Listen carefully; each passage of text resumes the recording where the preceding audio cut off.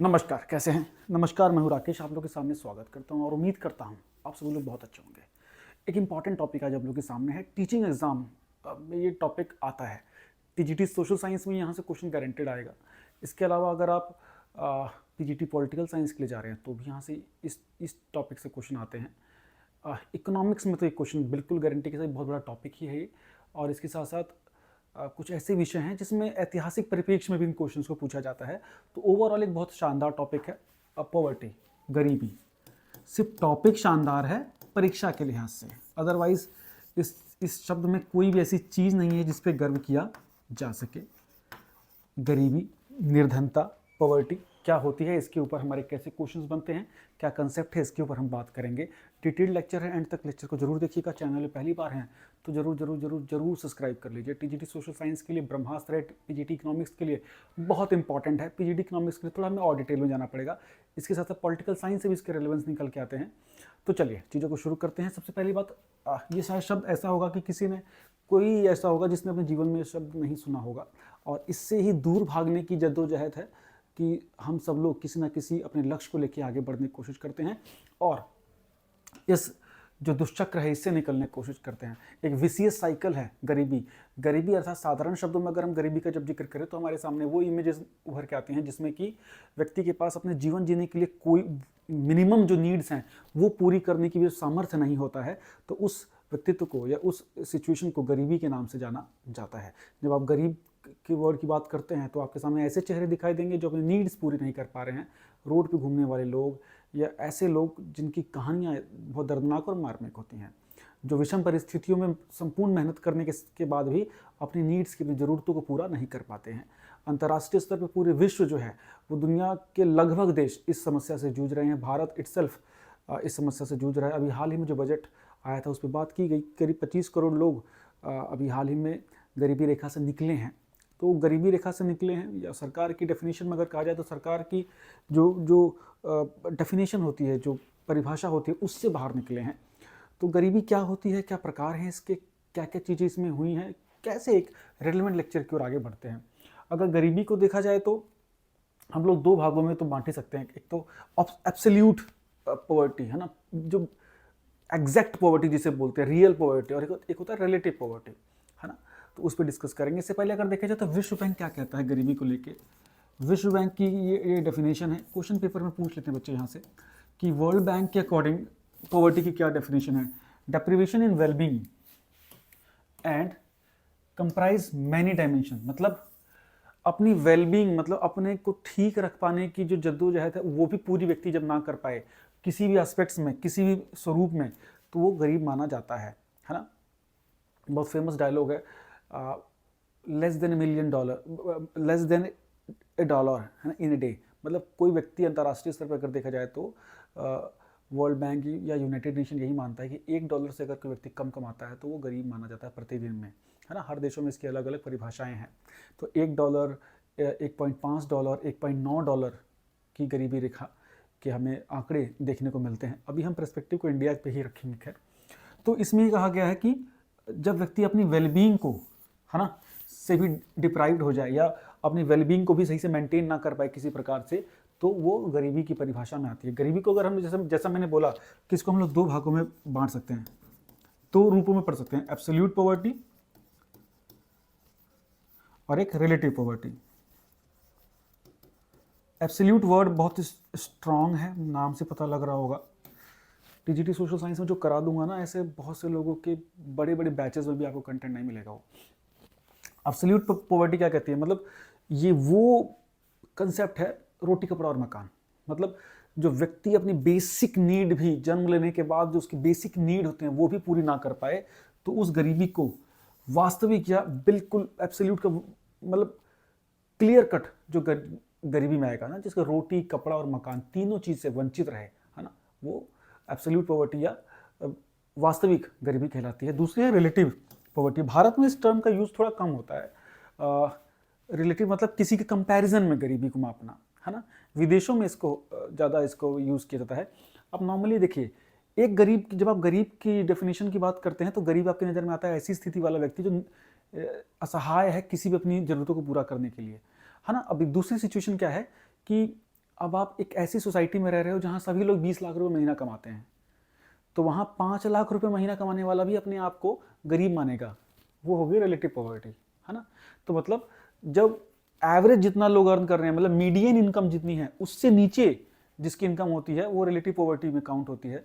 तो relative poverty होती है कि दूसरों के कंपैरिजन में किसी व्यक्ति की इनकम अगर कम है तो वो एक प्रकार से जो एवरेज इनकम जिस जगह की है, किसी भी स्थान की, चाहे वो देश की, राज्य की, किसी भी स्थान की जो एवरेज इनकम है उससे कम जिसकी इनकम होती है तो वो रिलेटिव पॉवर्टी में कंसीडर होता है। और एब्सोल्यूट पॉवर्टी मतलब रियल वास्तविक रूप से जो गरीब है, बेसिक नीड भी पूरी नहीं हो पा रही है। रिलेटिव पॉवर्टी में शायद व्यक्ति की बेसिक नीड पूरी हो पा रही होगी, लेकिन उसके इर्द गिर्द में जो सिचुएशन है उनके कंपैरिजन में वो उस स्तर तक नहीं पहुंच पा रहा, तो वो होगी रिलेटिव पॉवर्टी। ये कंसेप्ट आप समझ गए, क्लियर है। यूरोपियन देशों में, अमेरिकन देशों में ये कंसेप्ट यूज होता है बिकॉज वहाँ एब्सोल्यूट पॉवर्टी धीरे धीरे कम हो रही है।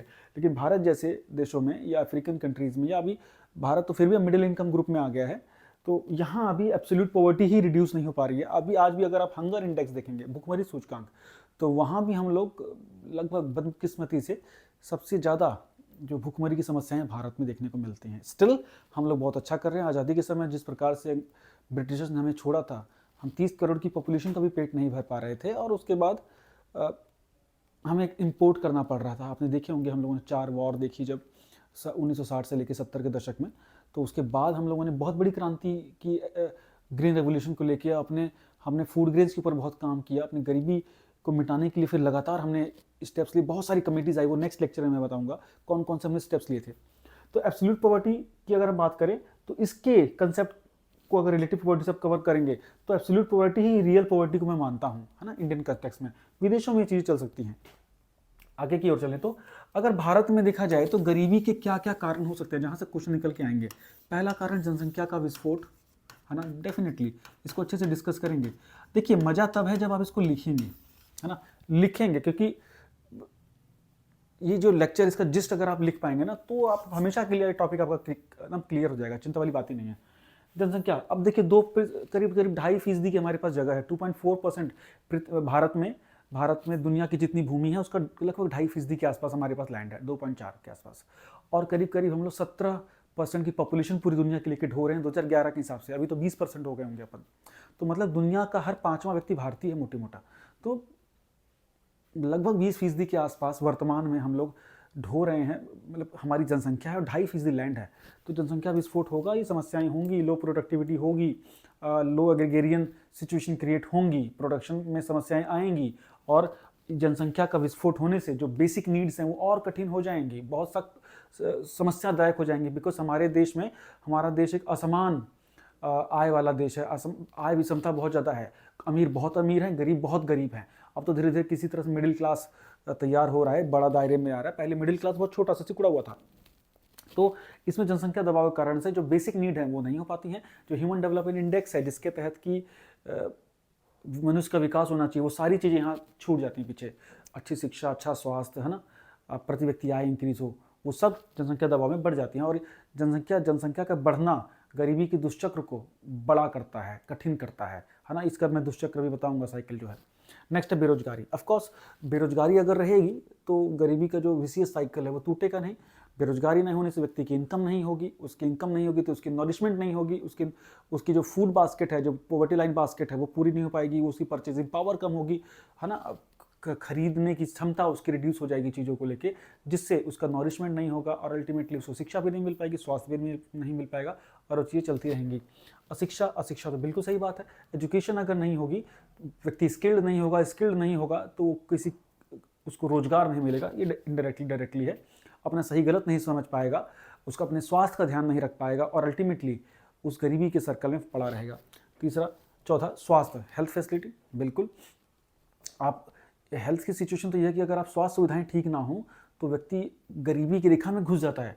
आप देखिए, कोई साधारण भी मिडिल क्लास व्यक्ति भी अगर अच्छे से अर्न कर रहा है, ऐसे इस लेवल पे अर्न कर रहा है कि नहीं परिवार की देखभाल कर पा रहा है, भगवान ना करे उस परिवार में किसी को लाइफ थ्रेटनिंग डिजीज हो जाती है, कोई ऐसी सिचुएशन क्रिएट हो जाती है कि जो हाउस होल्ड का मुखिया है वही अगर बीमार पड़ जाता है या उसका स्वास्थ्य कॉम्प्रोमाइज हो जाता है, तो वो परिवार बुरी तरह से गरीबी की ओर ढकेल जाता है। बिकॉज जो सोशल सिस्टम में, हमारे सामाजिक सुरक्षा के व्यवस्थाओं में स्वास्थ्य बहुत बड़ा अभी महत्व नहीं रख पा रहा है ना। सरकारें कोशिश कर रही हैं, देखिए आयुष्मान भारत इसी के भारत सरकार की कोशिश है कि 5 लाख का हेल्थ इंश्योरेंस इसीलिए दिया गया है सो दैट कि वो आर्थिक बोझ ना पड़े जिसकी वजह से हम फिर गरीबी के गर्त में चले जाएं।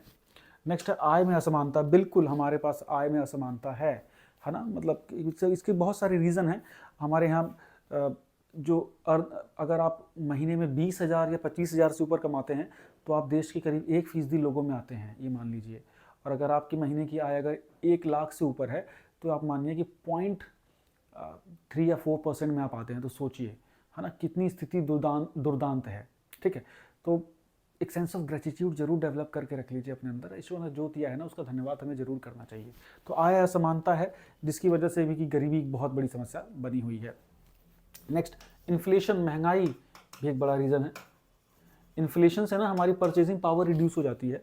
हमारी परचेजिंग पावर रिड्यूस हो जाती है तो हमारी जो कार्य करने की क्षमता है उस पर प्रभाव पड़ता है। इससे हमारी सेविंग्स पे, हमारी अर्निंग्स पे फ़र्क पड़ता है, जिससे हम अपना डेवलपमेंटल वर्क नहीं कर पाते हैं। नेक्स्ट है धीमी गति का आर्थिक विकास। बिल्कुल सही बात है। अगर हमारे देश का इकोनॉमिक डेवलपमेंट अगर तेज नहीं होगा तो हमें अपॉर्चुनिटी ज़्यादा नहीं मिलेंगी।